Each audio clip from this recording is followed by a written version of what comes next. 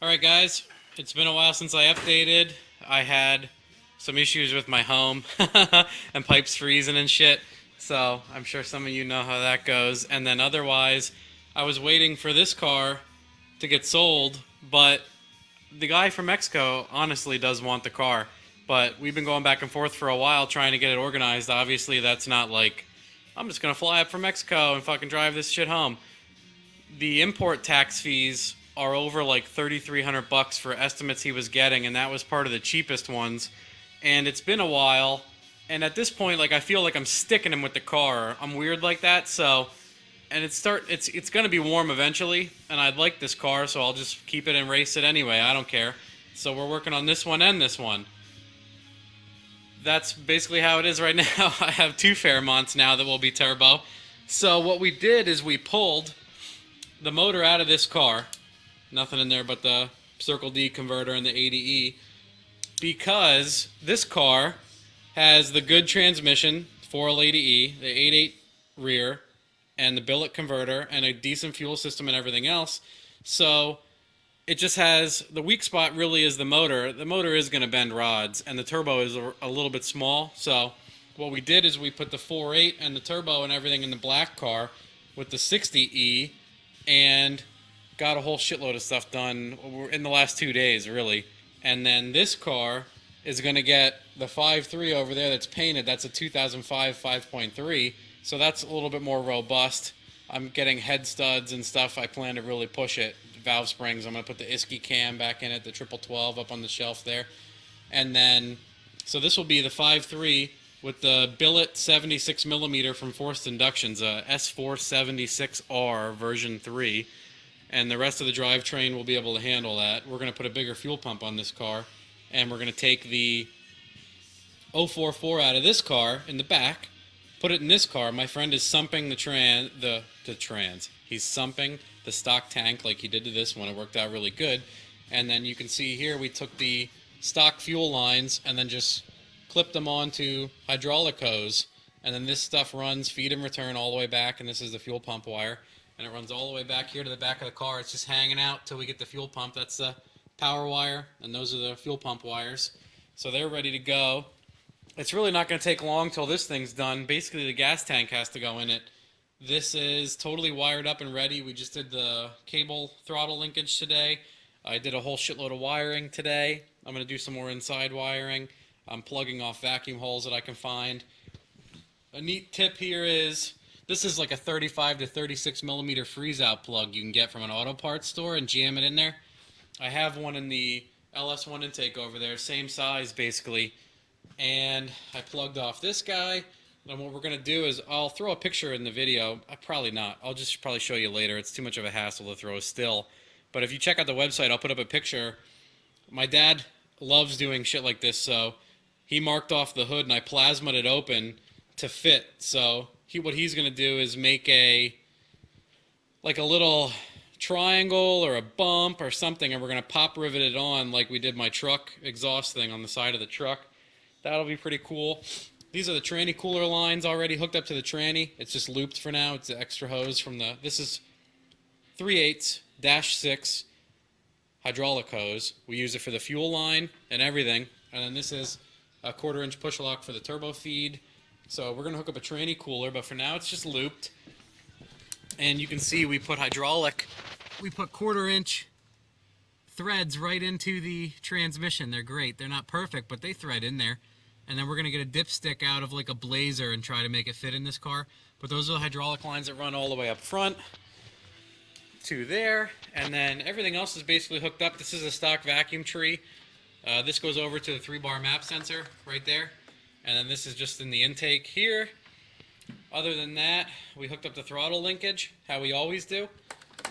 It always works out pretty nicely. We're always very happy with it. This is the stock truck one.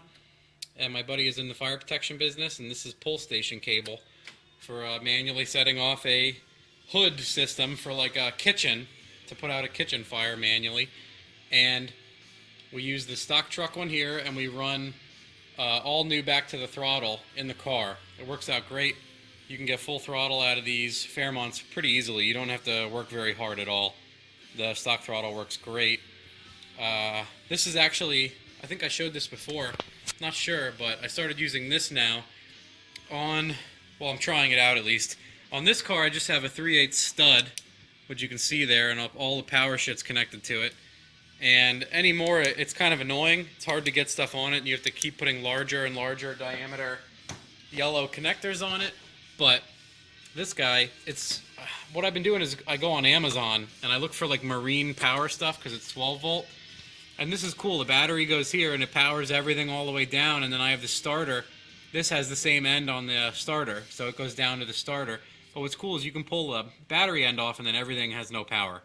It's really easy. You're just like, dink, everything has no power. And then when you want to power stuff, you just take a Phillips and unscrew these and screw stuff in. Like these are going to the computer. The yellow dark wires here are stock factory wires that go back into the car. These go to like the computer, the fuel pump, and some other stuff. I'll have fans and other things, but it's nice. I have a whole bunch of pods here where I can just get power super easy. And then what also you could do on something like this is I usually relay to a fuse panel, but you could relay to this and then everything would get key on or whatever power you want.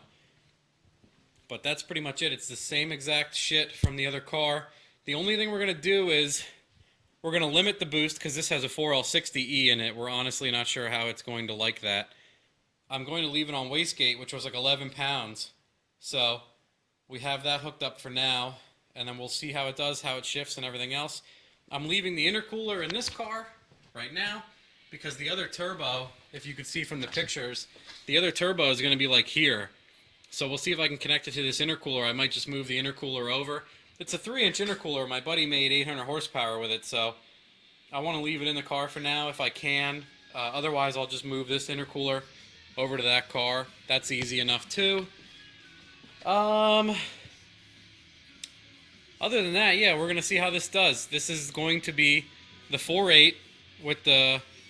This has the Chinese springs in it still, stock head bolts and paper head gaskets. It has $50 valve springs in it. And I put an LS1 cam in it I got from a friend. It's like a 198 lift, 209 exhaust, 520 or 540 lift. So it's a little bit more mild cam, so it'll be neat to see how it does. On this car, we're taking the stock drive shaft and we're going to put a conversion U-joint on it because it looks like it's the same size. And I'm going to run the 7.5-inch stock rear and the stock drive shaft and everything and see how it does for a little bit. And then if we end up liking this car and everything else, it'll probably get an 8.8 because it's super easy to swap an 8.8 into these cars. And then they basically have indestructible drivetrain. 8.8 is really honestly overbuilt for a 600 horsepower car, I think. But other than that, you won't have to worry about it. So this one will be running, and then I'm waiting on valve springs and stuff, and then that's going to get thrown together and then thrown in this car, and then probably a larger fuel pump, or I think we might use another 044 just to drive it around, at least for now. But then we'll get the Reiner's turbo kit and everything else on here, and that has a little bit to go. So we'll get this guy running and driving and have some fun with it and see how everything else goes. And my buddies might drive this car to Texas Super Meet. I'm not sure if I'm driving with them yet. I think I might just fly down, but they want to drive this car to the Super Meet, so I was going to wire in some other stuff in here for them, like a CB.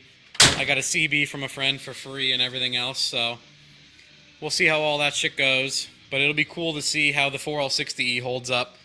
And then I also have a TH400 we can throw in this car if I need to.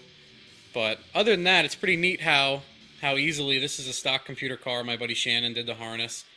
The computer's actually down up underneath here for now. I just shoved the computer up in there. And then,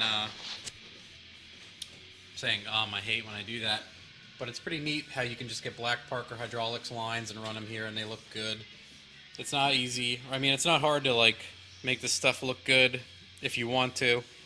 So we'll see once both these cars are running how they do. Hopefully it doesn't shit this transmission in a day. I don't know what I'll do then. Maybe I just put a 4L80E in it if we can get one, and a stock torque converter, because this is just a 60E and a stock converter. I've also been kicking around the idea of, I don't really like 60Es. We had bad experience in my buddy's cars.